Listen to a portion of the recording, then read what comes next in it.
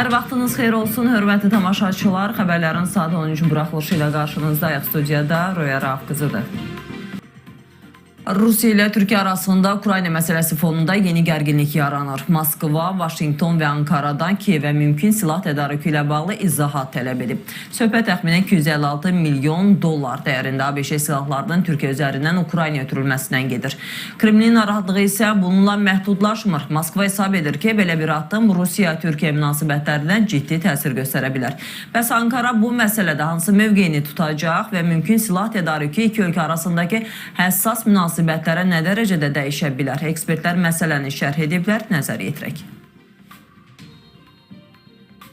Rusiya və Türkiyə münasibətlərində gərginlik müşahidə olunur. Moskva, Vaşinqton və Ankaranı Kiyevə yeni silahların verilməsi ilə bağlı xəbərdar edib. Belə bir addımın Rusiya ilə münasibətlərə zərər verə biləcəyi qeyd olunub. Xarici İşlər Nazirliyinin mətbuat katibi Mariya Zakharova bildirib ki, ölkəsi məsələ ilə bağlı həm Ağ Evdən, həm də Türkiyədən rəsmi izahat tələb edib. Bu mövzunun Ukrayna münaqişəsinin davamlı həll yollarının perspektivləri baxımından açıq-aşkar nəticələrə görə biz cavab alacağımızı gözləyirik deyə Zakharova mesaj verib. Nəzərə çatdıraq ki, məsələ Birləşmiş Ştatlar Dövlət Departamentinin avqustun əvvəlində Konqresə Türkiyənin Ukraynaya təxminən 255,9 milyon dollar dəyərində köhnə Amerika silahları ötürə biləcəyi barədə məlumat verməsindən sonra gündəmə gəlib. Vurğulanır ki, mümkün silah paketinə reaktiv yaylım atəş sistemləri və onlar üçün müxtəlif sursatlar da daxil ola bilər. Məhz bu ehtimalın Kremlin narazılığına səbəb olduğu görünür. Moskva uzun müddətdir ki, Qərbin Ukraynaya hərbi dəstəyinin artırılmasını tənqid eləyir. Hesab olunur ki, Kiyevə yeni silahların verilməsi münaqişənin diplomatik yolla həllini çətinləşdirir. Türkiyənin bu prosesdə mümkün vasitəçi və ya tranzit ölkə kimi iştirakı isə Ankara-Moskva münasibətlərinə əlavə təzyiq yarada bilər. Ekspertlərin fikrincə, Birləşmiş Ştatların qeyd olunan silahların Türkiyə üzərindən Ukraynaya göndərilməsinə razılıq verməsi və Ankaranın buna şərait yaratması iki dövlət arasında müəyyən gərginliyə səbəb ola bilər. Xüsusilə də söhbət Ukraynada istifadə olunacaq Amerika istehsalı silah sistemlərindən gedirsə, Moskvanın bu addıma sərt reaksiya verməsi istisna edilmiş.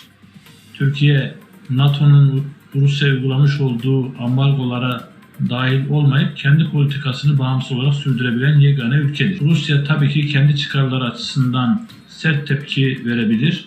Hatta Türkiye'yi uluslararası arenada siyaseten baskılama hedefli de davranabilir. Rusya, Türkiye üzerinden dünyaya açılabilmekte ve Türkiye'ye ihtiyacı olduğu da unutulmamalıdır. Amerika Birleşik Devletleri'nin ve NATO'nun almış olduğu karar tabii ki Türkiye'nin NATO üyesi olmasından dolayıdır. Türkiye savaşın başından beri Ukrayna'nın toprak bütünlüğüne saygı çerçevesinde bir taraf bir vaziyette davranmaya çalışmakta, barış ve istikrarın gelmesi için de vesayetçilik yapmaktadır.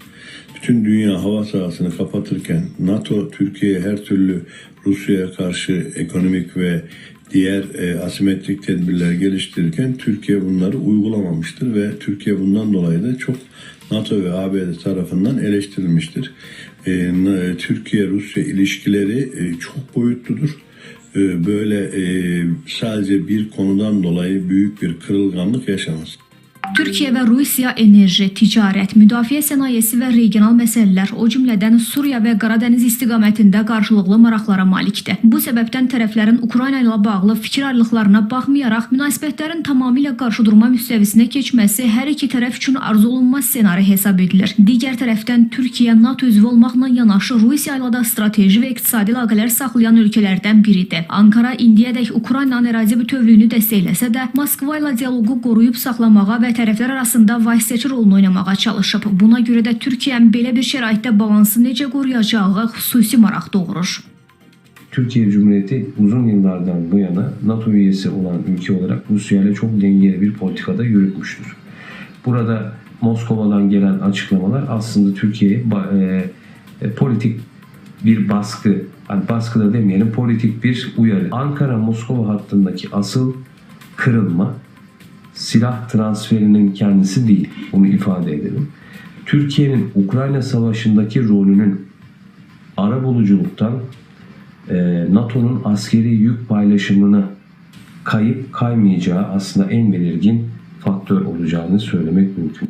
Beləliklə, Ukraynaya silah tədarükü məsələsi yalnız Rusiya-Ukrayna müharibəsi çərçivəsində deyil, həm də Moskva ilə Ankara arasındakı münasibətlərin gələcəyi istiqaməti baxımından mühüm əhəmiyyət daşıyır. Türkiyənin qarşıdakı mövqeyi regionda yeni geosiyasi balansın formalaşmasına təsir eləyə biləcək əsas amillərdən biri kimi qiymətləndirilir.